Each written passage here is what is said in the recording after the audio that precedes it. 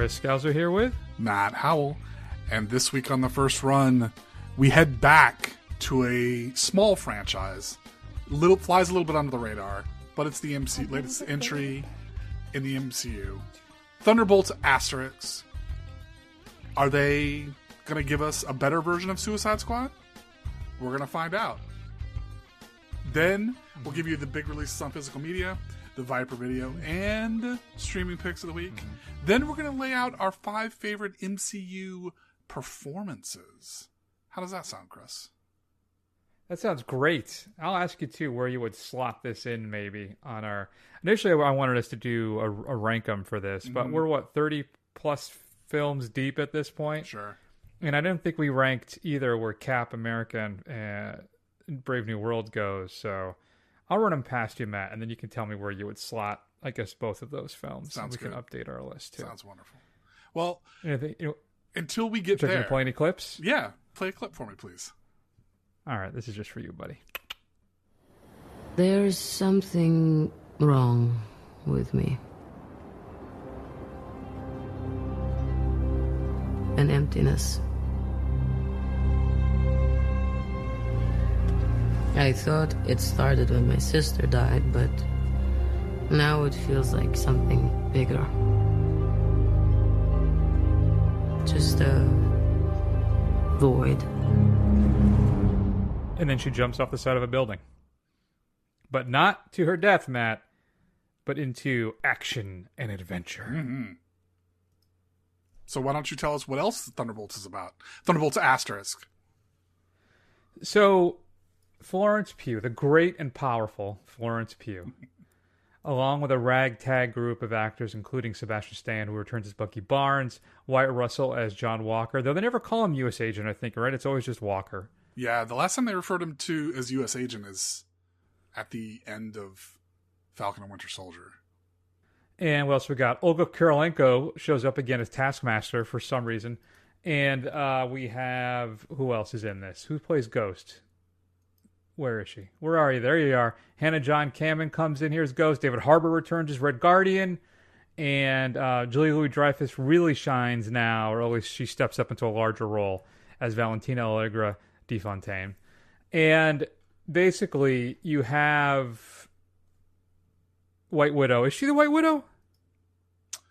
I don't think so. Flo? I don't think so. She's just Yelena Belova? Yeah. All right. I thought she was the... All right, whatever. So, it's Black Widow's sister, right? Well, I think... I don't... Part of me wonders, too, is she kind of surpassed... How would I tell you what the movie's about? So, basically, you have... I'm just going to call it White Widow, Ghost, Taskmaster, and U.S. Agent have been working kind of separate secret little missions for De Fontaine. What happened is her little secret organization just doing kind of weird, shady superhero stuff has fallen under the eyes of the government, and she's about to be impeached. So she sends all of her agents to clean everything up. And then, of course, Matt, there's only one final thing that needs to be cleaned up, and which is those agents. But when they are all brought together to either kill themselves or be killed, something is unleashed. Someone is unleashed. Bob, which I think they do kind of spoil it, right, in the trailers at this point, who is the all-powerful and all-crazy Sentry. And they all have to kind of come together as a team. At first, maybe to bring in De Fontaine, and then to stop Bob/Sentry from destroying New York. You know what? New York is just a dangerous place to live. I wouldn't live there, bro. Mm-mm. Yeah, exactly. So that's that. You want to ask me a question too? Are we good? Are we wrapped up? All right. So how does this stack up for you, Chris, for the kind of DC version of this that we got, right? We got 2 versions of the Suicide Squad. This is basically Marvel's ripoff of the Suicide Squad, where in the comics, a bunch of, supervillains who are incarcerated are given, a task to go out and try and take some time off their sentence or try and redeem themselves. It's the same kind of idea. So where does this rank when you kind of compare those 2 franchises together? All right, I'm going to say this because I don't want to be a jerk, but I'll answer your question this way. Okay. I don't care. Mm-hmm. All right, I don't care about the comparison. First off, too, I never read the comic. From what I understand, Thunderbolts, formed by Baron Zemo, actually were villains pretending to be heroes to do their own thing. I don't think eventually to conquer the world. They weren't actually in it for altruistic reasons. But what happened is things kind of started to shift, and some of them kind of enjoyed being a good guy. But I think it was Zemo's plot to kind of infiltrate the heroes of the MCU from within by having all these villains masquerade as heroes. The Suicide Squad films, the first one's not terribly good. The James Gunn one it's good. It's funny. It's got that James Gunn-ish thing going on with it, which I enjoy. Humor, a little bit of heart as well, right? Snappy dialogue. But I don't I understand what you're trying to say. I just don't think that they're kind of on the same level of what they're trying to accomplish. And what I'm more excited to talk about is that I have been sour on the MCU for quite a while now. Mm-hmm. I enjoy Deadpool and Wolverine, right? But I kind of still treat that as kind of outside all that stuff, even though it's officially part of it now. Marvel's was fine. Guardians 3 was fine. Quantum Mania was horrible. Wakanda, whatever, I didn't care for it all. Love and Thunder, not great. Multiverse of Madness was enjoyable. Eternals, boring. Shang-Chi, okay. Black Widow, horrible. Right? And the problem is they have been these grand, kind of gigantic films that care and focus only on themselves with nothing to say. It's the same cookie cutter film we've seen a dozen times over now. And I'm happy to say that is not the case with Thunderbolts. Oh, good. I actually really, really enjoyed this film. It's kind of exactly what I've been waiting for from this entire franchise, to do something different. They swing for the fences and do it. No. It still follows a lot of the same beats, same kind of patterns. But this is a film that actually has something to say outside of it's just, we're here to get some butts and seats and, throw in a bunch of action scenes with some sketchy CGI. And then we know you'll come back and we'll see you next time around. Right? Now, this is actually something different. So what do you think, Matt? Was this a course correction now for the MCU, or is this just a blip? Is this just a speed bump for the road to get back to what we all know and have been experiencing for years now? Yeah, I don't know if it's a course correction. I don't think, and I guess maybe it's wrong to think of these films in the terms of the overarching narrative, but it's kind of hard not to, in the way that they built this thing up. And that's probably the MCU's great achievement, right? As it kind of took this shared universe, it built up to something, and then it actually managed to pull off the climax of that kind of first story arc set of stories, right? I don't think any of this stuff is important enough to say where you would right the ship, right? I don't think we've really gotten to that point yet, because it's still not really tied to any kind of major thing, whether that's Doctor Doom or Kang or whatever. That being said, I think it's probably the most enjoyable film I've seen in the MCU for a long time. And it's got nowhere near as good, but it has that same kind of vibe as the Guardians of the Galaxy, right? And this whole thing is really not so much about saving the world and, defeating the big bad. It's more about the kind of interpersonal relationships with these people who have these powers, yet are all kind of damaged at the same time. And that is, at the end of the day, compelling if you can manage to get the actors to pull it off and the writing is decent. And I think it is here. I don't know if it's going to be, I hesitate to say, like I said, I don't think it's righting the ship, but it is a step in the right direction, and it has at least said, okay, the MCU can still produce something that's pretty enjoyable. Yeah, I think so. I really like the fact, too, that we've basically built an entire superhero film around depression. Right? That's what this film is about. It's about people dealing with the darkness, the void, as you heard in that clip. And I love the fact that we're not focused on anything grander really than that. We're not just at another way station on to the next big bad guy. We have a legit emotional core for an MCU film with performances to undergird it that I think are all pretty much universally great. Now, that I will say, I'm still on the fence on Lewis Pullman, and that's probably just my bias against Nepo kids, right? I don't know, it just bothers me. But outside of that, I think this was a really enjoyable experience that you actually, for the first time in a while, that I actually connected with some of the characters in the film. And I was just really excited about that. And it still had some humor, which was good, and had some great moments. That scene when they're driving away from the secret mountain base and Bucky saves them until he takes them out himself. Mm-hmm. That reaction, that whole thing was played so well. And that's what I like too, is I was kind of surprised by something in an MCU film again too, which is nice. I couldn't predict everything that was going to happen around every corner. So I appreciated that. I will say I was a little disappointed in the treatment of Taskmaster. Again, a character who basically just exists to serve as fodder, which I guess I kind of get, because you're not going to have two, totally kick-ass female action stars who are going to have do the same thing. The Taskmaster, from what I understand, does have, I don't know if it's a superpower, but she or he in the comics can just mimic any fighting style that they see. That's kind of their whole thing. So I guess I get that. You don't want to have two people that basically do the same thing. And I don't know, some kind of body. I don't know, whatever. It was just, it's a character I enjoy, and I kind of get disappointed to see it so short-shrifted. Is that a verb? Can I use that? Sure, yeah.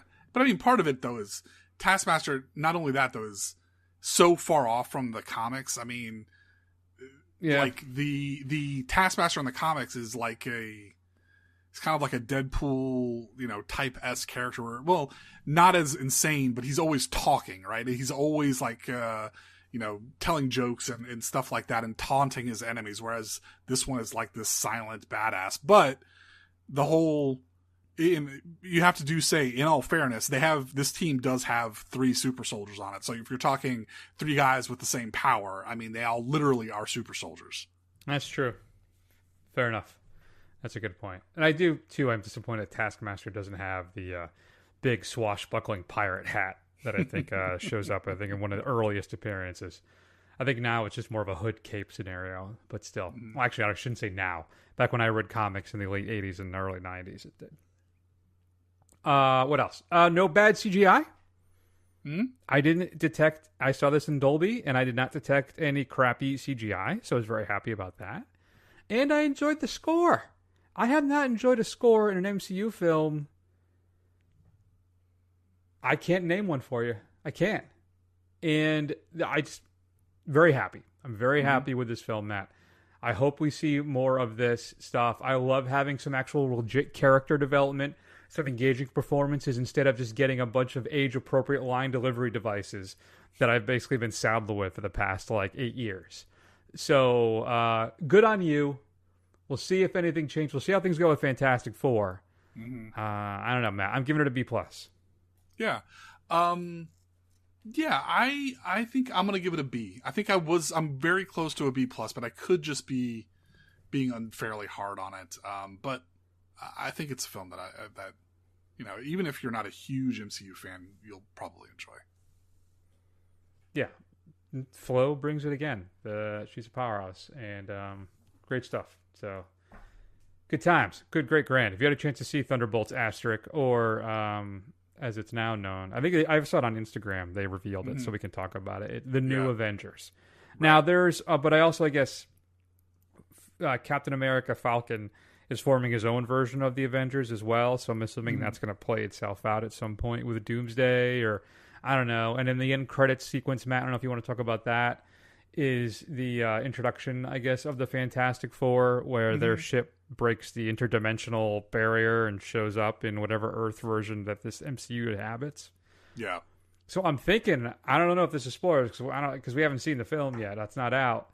But I think the Fantastic Four. I wonder if they fail. They lose. I think the Earth gets destroyed, and they.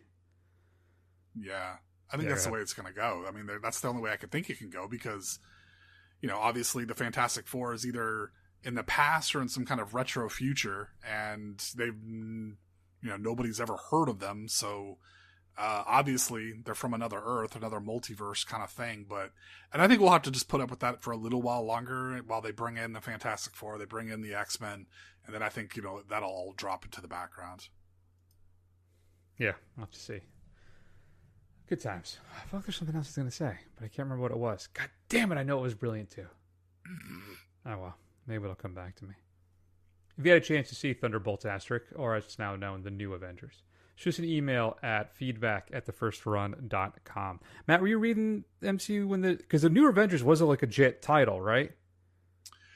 Yes. So the New Avengers, in the comics was a bunch of A-list superheroes put on a B-list team. So they weren't the main Avengers. They were kind of like a step below, but they were still like big, A-list superheroes. Whereas this one's more like B tier, like the B team, given in thrust into the A team kind of thing.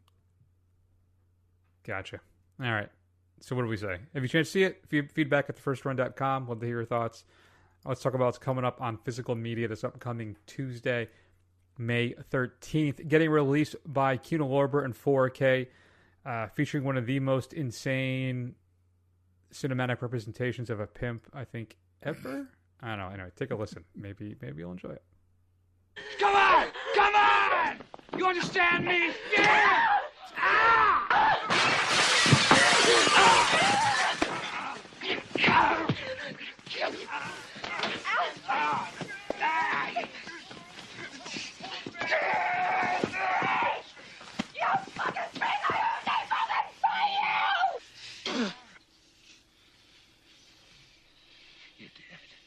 You're dead, you hear me? You're dead. You're dead, bitch! You're dead! Come on, there, big bag. Come on, big bag. Come on! Come on! Come on! Come on, scumbag. Make you move. Make my day. The absolutely insane Vice Squad featuring Wings Hauser as Ramrod is being released on 4K from Kino Lorber. The Blu-ray from Screen Factory went out of print, I think, of just under a year ago. And I've kind of noticed this little pipeline of stuff going out of print at Shot Factory or Screen Factory and then showing up about 6 months to a year later on Kino Lorber as a 4K. So if you start seeing that kind of stuff, you may want to hang tight. Nothing too upset me. JFK, the Oliver Stone film, so their Blu-ray was going out of print. So, and I've always heard that it's a fantastic little box set of JFK. It's got the theatrical cut, the director's cut, and it's great. And it's going out of print. So I picked it up, and then 3 months later they're releasing a 4K version of it. So I guess maybe it's their special edition Blu-ray set went out of print, right? And now they have the 4K out, right? But that ticked me off a little bit. And I just saw today. I don't know what the release date is, Matt. I think it's not for a month or two. So far for the UK from Studio Canal, Ron in 4K, Kurosawa's classic film, is being released. Which means I'm assuming there'll be a Criterion release down the road, like Seven Samurai and Yojimbo and Shinjuro. But so just want to give people a heads up on that in case you've been thinking about picking up Ron in any capacity. You're going to want to sit tight because the 4K is coming. All right, Matt. Couple things I want to mention before we jump in the top five.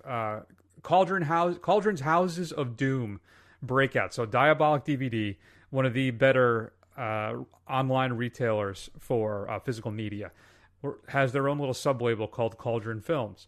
And they release a box set of Lucio Fulci and Berto Lenzi, TV movies that came out. House of Clocks, House of Witchcraft, House of Lost Souls, and Sweet House of Horrors. They were commissioned to make these films for TV and ended up being a little too violent. Eventually getting released. They released as a box set about a year ago, and now the breakouts are here. So if you wanted to buy them individually, you can pick them up right now at Diabolic DVD. I'll pre-order them, I guess. Also, too, Bridget Jones, Mad About the Boy, which had a Peacock release, is actually being released on physical media as well. Mrs. First Run is a big fan of the Bridget Joneses. She hasn't watched this one yet, though, but she is eagerly looking forward to it. And then Better Man, Matt, actually was supposed to be really good, which is that Robbie Williams, chimp, monkey, gorilla movie thing where they animated him as a... Yeah, interesting. I mean, it's a biopic, and they made some weird choices insofar as how that's going to look. I don't know about that one, Chris. Fair enough. I've heard it's actually very, very good. Let's start our countdown. Number 5 is Captain America: Brave New World is being released. You get a steelbook. There's actually a Blu-ray collection too where you get all 4 films. Ooh. Dolby Vision, Dolby Atmos track, audio commentary, 3 deleted scenes, a gag reel, and more included on that one. Just so you know, will be available. 4 Lionsgate/Vestron is releasing May. I bought this from Second Sight. They put out a Blu-ray of this, a deluxe and a standard release about a year or so ago. And I picked this up through, I think, from Viper Video here. But this is basically kind of a modern-day Frankenstein film where May, she's a young veterinarian who can't really meet the guy of her dreams. Things keep going wrong, so she decides to make one. Includes audio commentary, 2 of them, 3, look at me, interviews, and more. Did you ever see May? I don't think so, no. It's a little indie horror film, I think, from the mid-aughts. It's pretty entertaining, absolutely. Where are we, 3? Get 3 coffins ready. Huh? Criterion is putting out a 4K release of The Wind Will Carry Us. This is an Iranian film about the arrival of an engineer and his colleagues from Tehran in a remote village in Iranian Kurdistan. Assumed by the locals with whom they form an ambivalent relationship to be archaeologists or telephone engineers, the visitors' behavior and keen interest in the health of an ailing old woman seem strange, and their motives are shrouded in mystery. Includes a documentary on the making of the film, an interview in 2002 with the director, and more. Number 2. I have 2 words. Perfect love and perfect trust. You get 4K or Blu-ray releases of Mickey 17, Bong Joon-ho's latest film, also a steelbook as well. Not a lot in special features-wise, Matt. A behind-the-lens making-of feature, another thing about creating the world, and some other stuff. Nothing big in here. You do get a Dolby Vision and Dolby Atmos, though, so that's good. And did I say there's a steelbook? Because there's a steelbook. And then finally, your number 1. There can be only one. Soderbergh's Black Bag is being released in 4K and Wells Blu-ray. Get some deleted scenes and then 2 making-of featurettes as well. Again, not a lot to dig into there. But I was a big fan of Black Bag, so I think I'll pick that one up at the right price. Also being released in 4K, we talked about Vice Squad. You get a 4K restoration from the original camera negative by Studio Canal. And a brand new audio commentary and more. Arrow is also putting out in 4K the Andromeda Strain, a classic Michael Crichton, super virus movie. And what else? Some making of featurettes on that, including an audio commentary. The Mad Max 5 film collection in 4K. So now Furiosa has graduated into the collection. Matt, have you watched Dune: The Prophecy on Max? Because that 4K release of Season 1 is coming out as well. It's on the long list of things to catch, but I have not seen it yet. I'm surprised, you being the Dune head that you are. I know, but it's there's a lot of TV out there, Chris. Sometimes I just get paralyzed with what I'm going to watch on TV, Same. I just finished second season of Severance last week. And I'm all caught up on The Last of Us as well, so I've been enjoying the heck out of that. Your Viper Video pick of the week. And remember, folks, go to vipervideotampa.com, or if you're in Tampa, hit up Shelby at Viper Video. I'm going to go with Moral Combat with the tagline, Fight, Love, Die, Repeat, because we're clearly just entirely out of original ideas. In a world, Matt, where honor and betrayal collide, Moral Combat tells the gripping tale of Sue Khan, a prodigious, I can't say that word, prodigious? That's it, right? Prodigious. Martial artist born into a prestigious, that's not fair, putting those 2 words together in the same sentence. Especially if I basically talk straight for the last 5 minutes. A prestigious family of officers. From a young age, Sue Khan's life, Matt, has been defined by his dedication to the martial arts. However, his aspirations are brutally I'm going to take another drink. Brutally shattered when he is framed for drug trafficking and corruption. A scandal that not only ruins his reputation, Matt, but also devastates his family. Betrayed and broken, Sue Khan finds himself on the run, his once promising future now a distant memory. Amidst his despair, he encounters Lu Zhang, a revered master who takes him under his wing. Lu Zhang seeing the potential in Sue Khan, nurses him back to health and teaches him the formidable and elusive drunken fist style of martial arts, a technique renowned for its unpredictability and raw power. We're not done yet. Together they uncover a web of deceit that ties back to the powerful figures responsible for his downfall. With his newfound strength and the art of the drunken fist at his disposal, Sue Khan embarks on a perilous journey to confront his enemies, Matt, reclaim his honor, and avenge the destruction of his family. We're not done. The battle unfolds with breathtaking action sequences, intricate martial arts choreography, and intense. I need to swallow. And intense confrontations that test Sue Khan's resolve and skill. As he faces formidable foes and navigates a labyrinth of treachery, Sue Khan's journey is not just a fight for vengeance, but a quest for redemption and justice. Mortal Kombat delivers an electrifying blend of fantasy and action, where honor is hard won, and every punch and kick carries the weight of betrayal and retribution. I only got about 1,000 words to go. Sue Khan then... No, I'm kidding, Matt. That's it. What should we be streaming this week? Well, speaking of Black Bag, it's available on Peacock if you're one of the few people who have Peacock, but it is out there for streaming, so hopefully it will be spreading to other streaming services soon. I have the Peacock because I signed up for like a special deal for $20 for the year, and I like Poker Face, which the show with Natasha Lyonne. Yeah, and they have all the old Columbos. Oh, the Columbo episode I watched today, William Shatner was in it. Nice, very nice. That was a lot of fun. All right, let's talk about our 5 favorite MCU performances, and then Matt and I will figure out where the last 2 MCU films fit into our big ranking. So here's an honorable mention for me. Didn't quite make the cut. Here's the deal. Just give me the facts. Just the facts. Only the facts. Breathe. Focus. Keep it simple. No doubt. Okay, so I'm at this art museum with my cousin Ignacio, right? And there was this like abstract expressionism exhibit. But you know me, I'm more like a neo-cubist kind of guy, right? But there was this one Rothko that was sublime, bro. Oh my God. Luis. Okay, sorry. I just get excited and stuff. But anyway, and Ignacio tells me, yo, I met this crazy fine writer chick at the spot last night. Like, fine, like crazy stupid fine. And he goes up to the bartender and goes, look at the girl I'm with. You know what I'm saying? She's crazy stupid fine, right? And the bartender's all like, yeah, crazy stupid fine. So this writer chick tells Ignacio, yo, I'm like a boss in the world of guerrilla journalism, and I got mad connects with the peeps behind the curtains, you know what I'm saying? Ignacio's like, for real? And she's like, yeah. You know what? I can't tell you who my contact is because he works with the Avengers. Oh, no. Yeah, and this dude sounds like a badass, man. Like, he comes up to her and says, yo, I'm looking for this dude who's new on the scene, who's, like, flashing this fresh tack, who's got, like, bomb moves, right? Who you got? She's like, well, we got everything nowadays. We got a guy who jumps. We got a guy who swings. We got a guy who crawls up the walls. You gotta be more specific. And he's like, I'm looking for a guy that shrinks. And I'm like, damn, I got all nervous because I keep mad secrets for you, bro. So I asked Ignacio, is it the badass tell the stupefied writer chick to tell you, to tell me, because I'm tight with that man, that he's looking for him? And? What'd he say? He said yes. That, of course, is Michael Pena as Luis in the Ant-Man films.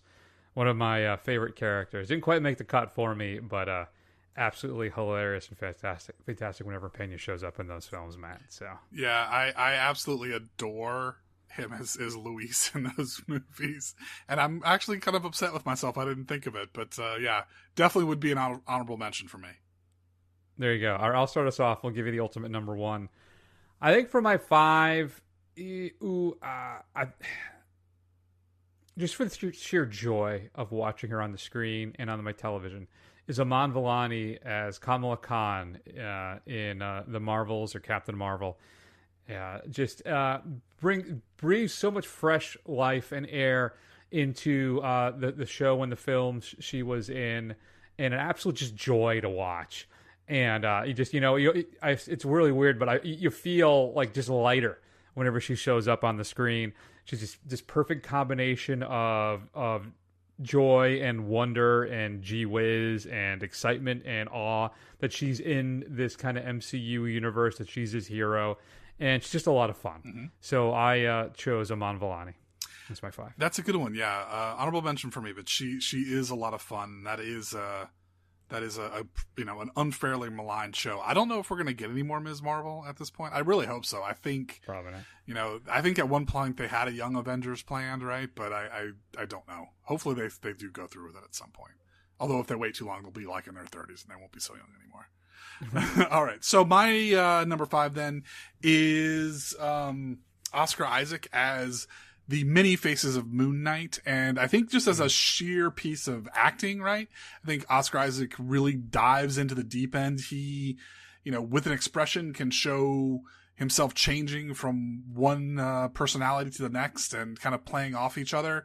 And he makes each of those personalities that are involved, which ultimately ends up being 3 or 4 of them, very distinct. And I think it is besides what you ever think about the show, I think his performance is a really good piece of acting.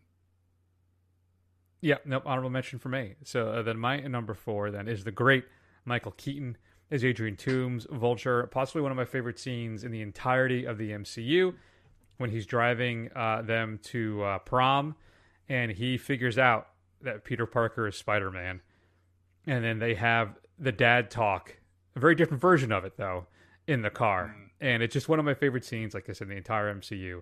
And it's great because there's a paternal vibe that he gives to it, while at the same time threatening to kill him. And it's just the way Keaton plays it just so perfectly. But a guy desperate to kind of take care of his family, so he's willing to break a few laws. Maybe he's got to kill some people. But though that scene in that car though is what pushed it over the top for me. So he's my 4.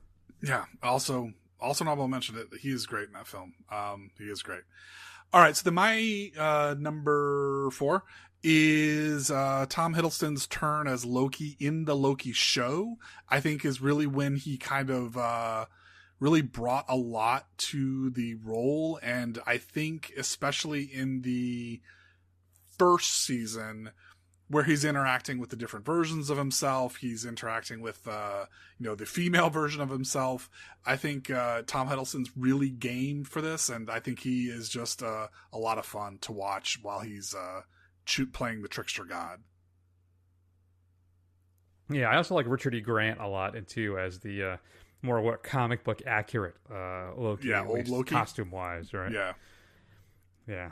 So then my number 3, and maybe it's recency bias, I don't know, but it's going to be Flo. It's Florence Pugh as Yelena in Thunderbolts. Again, adding a level of depth and character. Just this woman going through deciding what she wants to do with her life, and just while she's dealing with this crushing depression. And I just think it's a really great, engaging performance, and then still has time to have fun with it as well. The connection, the family moment she has with her and Red Guardy on the streets of New York is really touching as well. Just great stuff all around. So Flo's my 3. Yeah, I really struggled. I wanted to put her on my list, but I think I had to push her out for some of the ones that are coming up. Definitely my 6. Really, really on the cusp. And you know what? She's really fun in the Hawkeye show. She's really the only watchable part of Black Widow. So yeah, I mean, she's great and as Yelena, in all the performances that she's done. All right. So then my number 3 then is a bit of a homer pick. I adore Spider-Man. So Tom Holland as Spider-Man, I was a little nervous. Could he fill the shoes of Tobey Maguire? Right. I mean, Andrew Garfield had already tried and it failed. And, you know what? By each role in those 3 main Spider-Man films, I think he really gets the vibe of Spider-Man. He is still nerdy, Peter Parker, and that, I think he just kind of nails the entire kind of Gee Whiz vibe of Spider-Man. Whether you really think that he moves away from as much street level as he does in his dealings with Iron Man and the Avengers and the Infinity Gauntlet and all that kind of stuff, I think Tom Holland was a perfect choice for Spider-Man. Yeah, no, I think he's fantastic. Though I will say, my favorite performance probably in that 3rd film is Andrew Garfield. Yeah, I agree. And finally getting the due he deserved as Spider-Man, I think. Yeah. So, my number 2 then, we've probably said it a few times over the year, but it may be my favorite villain who maybe he's got a point, and that's Michael B. Jordan as Killmonger in Black Panther. just so much intensity. And Jordan is a star. I mean, he's a movie star. There's no doubt about it. Sinners, if anybody had any questions, actually blows that whole up. But still, when you talk about the anti-hero, the villain that actually maybe right about things, I think his Killmonger is at the top of that list. I still wish they had, for Wakanda Forever, they'd figured out a way to show that he survived in film, and then he has his hero, his retribution, not his retribution, but his arc where he comes back and becomes the hero and becomes a Black Panther. I think that would have been a much more interesting and engaging film than unfortunately what we got. Can't really blame it on Coogler. I mean, he got that film over the finish line right after Boseman died. That must have been an impossible task, but still, Jordan is great in that film. Yeah, he is great. I mean, man, this is really interesting. I have a long list of honorable mentions, and a lot of them haven't been touched yet, and you're just adding more to stuff that I'm not putting on there. So I mean, there actually is some really good performances in the MCU. So then my number 2 then is Chris Evans' turn as Captain America in The Winter Soldier. Captain America has always been kind of a hokey superhero, right? He's always been kind of your grandpa's superhero. He's been not really that interesting, but somehow Chris Evans is able to make him earnest and honorable, but at the same time interesting, and a badass, and a killer at the same time. And I think his turn in that kind of espionage, like kind of 70s spy thriller that The Winter Soldier is, really solidifies his cap as a different type of hero than what you were expecting. It's not your grandpa's Captain America. Yeah, he absolutely pulls it off because he's engaging and likable, but he's able to kind of capture that man out of time vibe and feel too at the same time, but still be, like you said, just a little geeky, a little pure, a little affable, all those things. Yeah, I think it's a good turn. It's an honorable mention for me. My number 1 then, it's the only real layup in my entire list, and that is Robert Downey Jr., I think, as Iron Man. As we all know, the MCU doesn't exist if he doesn't pull that off. And maybe by the end, it turned into a bit of a one-trick pony for me with him and his little sarcastic comments, his little devil may care attitude about things, or just always with the quips and everything. But in the beginning, that first run, really, really fun, and solidified Robert Downey Jr. as a bankable star, as one of the Hollywood's leading men, and just engaging and fun is all hell. I mean, just the man is just charisma incarnate. So he's my 1. All right.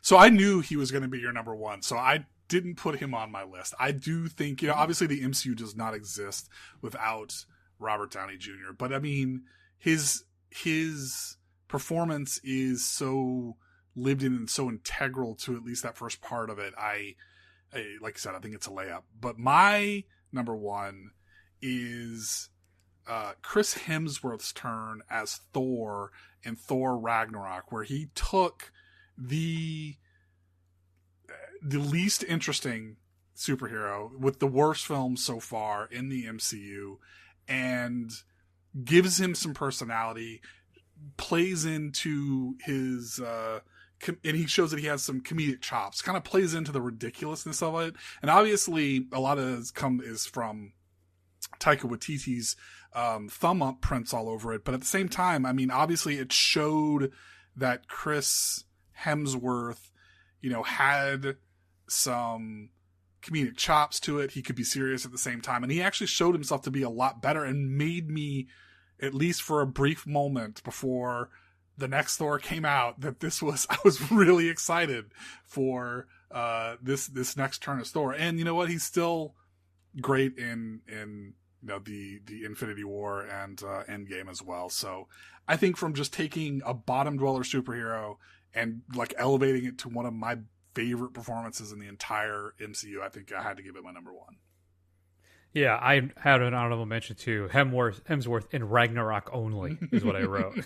So, but you're right. The other ones after that are still it's better. But yeah, that was a revelation for me watching him in that film. Yeah. That's absolutely a great pick. Honorable mentions for me that we haven't brought up so far: D'Onofrio as Kingpin, Wilson Fisk, Charlie Cox as Daredevil, Bradley Cooper as Red Rocket or Raccoon. Excuse me, Red Rocket is a Justice League reference, and that's it. Yep, I mentioned. Everybody else got mentioned. What about you? So people that you didn't mention, I mean, I could go through the long list of supporting characters Ragnarok. So Kate Blanchett as Hela is fun. Jeff Goldblum as the Master. Carl Urban as Scourge. Those are all pretty fun turns. Daniel Bruhl as Zemo, as another villain who, you know, that's a good. That's good. He has a point, right, along the same lines as Killmonger. Chukwudi Iwuji, I'm sorry, I'm butchering that, as the High Evolutionary, because you know it's a good acting job if you hate the character's guts and has absolutely no redeeming qualities. And then lastly, speaking of hate the character's guts, but an absolutely terrifying turn by David Tennant as Kilgrave / the Purple Man in Jessica Jones. Ah, that's a good pick. That's one I had forgotten entirely about. Yeah, that's good. All right, what about you folks? What's your favorite MCU performance? Shoot us an email at feedback@thefirstrun.com. All right, Matt, let's knock it out. So we got to slot in Captain America, Brave New World, and Thunderbolts. Let's start with Brave New World. Now, this is going to be at the bottom for me. I'm assuming it'd be the bottom for you, too. I don't know if you have Letterboxd up in my list, but it's fine if you don't. Yeah, I don't have it up, but it would be near the bottom. But the bottom we had Incredible Hulk, Thor the Dark World, Black Widow, The Marvels, Iron Man 2. Stop me when you... I would say that it's below Black Widow, but above the Thors. I think that's where I would slot it in. Well, right now we have Black Widow above the Thor. That's what I mean. But I'm all right moving. Like, I would say, just because of I see. David Harbour and the kind of side characters that we kind of introduce, I would put Brave New World underneath Black Widow. But I still like it better than Thor 2 and the other Thors. Gotcha. Understood. So, yep. So it's going to run Black Widow, Brave. I'm fine with that. Brave New World, Thor, Dark World, Thor, and Incredible Hulk. Now we got Thunderbolts, which are going to be a little bit higher, particularly for me. So, yeah, I'm good with that. So right now, what do we got? So we go Spider-Man No Way Home. We have as 1. Okay. Winter Soldier 2. Okay. Ragnarok 3. Guardians of the Galaxy 4. Endgame 5. Okay. Civil War 6. Okay. Infinity War 7. Homecoming 8. Iron Man 9. Far From Home 10. Guardians of the Galaxy 2 11. Black Panther 12. Okay. I now have Thunderbolts there, and I could put it above Black Panther. What are your thoughts? Yeah, I could do that. You want me to keep going? What's under Black Panther? What was before that? Shang-Chi? Yeah, okay, stop. Captain Marvel? Stop. So yeah, I would say it's definitely the decision I think comes, is it better than Black Panther? And I would say yes. I would say it's our number 12 now. Okay. So it'd be right after Guardians of the Galaxy Volume 2. Yeah, I think so. All right, I'm comfortable with that for now. We can revisit it down in the another time, but I'm good with that. All right, there you go, folks. So if you head over to Letterboxd and you find my profile, Chris Scalzo, that's where I think we're holding the rankings for that stuff. You can also search for thefirstrun.com there. The First Run, it should come up. I got to log in, man. I haven't logged anything since the monkey. I really wanted to focus and get this done this year and log everything, and I just fell off the wagon. So I got to do that. And that'll be it, folks. Matt, what's coming up next week on the big show? I think I have nothing on the calendar. Nothing on the calendar. I'm looking at the AMC app. I don't see what's even new coming out next week. So here's what we got. I'm going to give you 4 options. Okay. And I'll let you choose. Okay.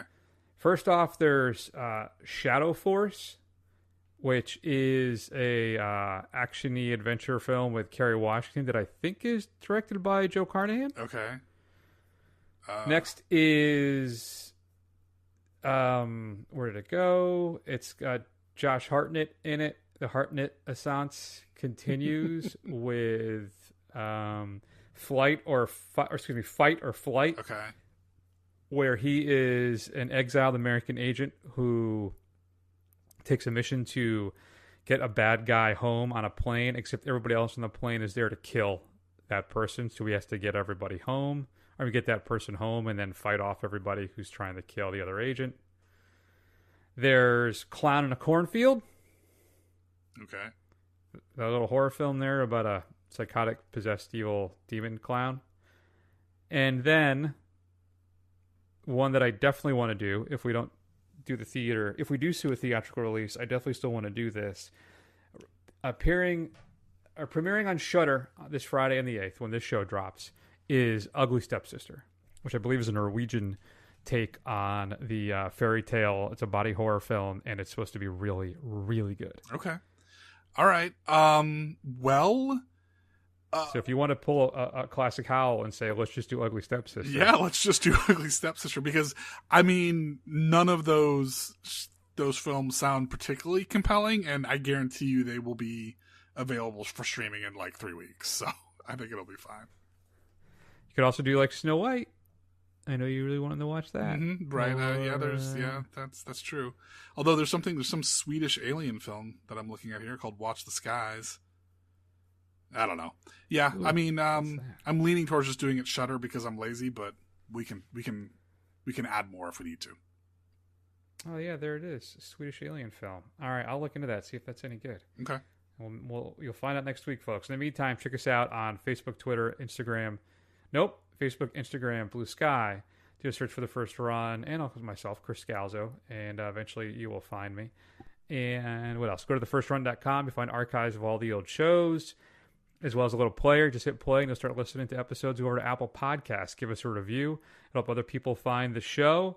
What else, Matt? I guess that's it. Sic Semper Tyrannis, as I like to say now. And as David Lynch always tells you, fix their hearts or die. That's what you got to do, folks. Fix your hearts or die. We're going to go ahead and take an extended break. We love you all very much. Take care of yourselves. We'll see you soon.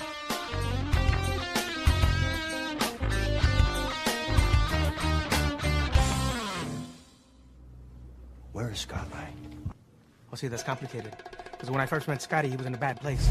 And I'm not talking about Cell Block D. His wife had just filed for divorce. And I was like, damn, homie, she dumped you when you're on lockup? And he was like, yeah, I know, I thought I was going to be with her forever. But now I'm all alone. And I was like, damn, homie, you know what? You got to chin up because you'll find a new partner. But you know what? I'm Luis. And he says, you know what? I'm Scotty. And we're going to be best friends. Okay, hold on. I like a good story as much as the next person, but what in the hell does this have to do with where Scott Lang is? I'm getting there. You put a dime in him, you gotta let the whole song play out.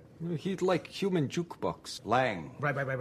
So anyway, Scotty gets out of jail and he starts working for Hank. That's when he met Hope. And Hope's all like, I want nothing to do with you. Look at my hairdo. I'm all business. And then Scotty's like, you know what, girl? My heart is all broken and I'll probably never find love again. But damn if I want to kiss you. But then you fast forward and they're all like into each other, right? And then Scotty's like, you know what? I can't tell you this, but I'm gonna go trash in the airport with Captain America. And then she said, I can't believe you split like that. Smell you later, dummy. So Scotty goes on house arrest and he won't admit it. But his heart is all like, damn, I thought Hope could have been my new true partner, but I blew it. But fate brought them back together, and then Hope's heart is all, I'm worried that I can't trust him, and he's gonna screw up again and ruin everything. And then my heart is all like, that fancy raspberry filling represents the company's red, and we're days away from going out of business. Oh! Out of business. Days away? Damn, truth, Sam!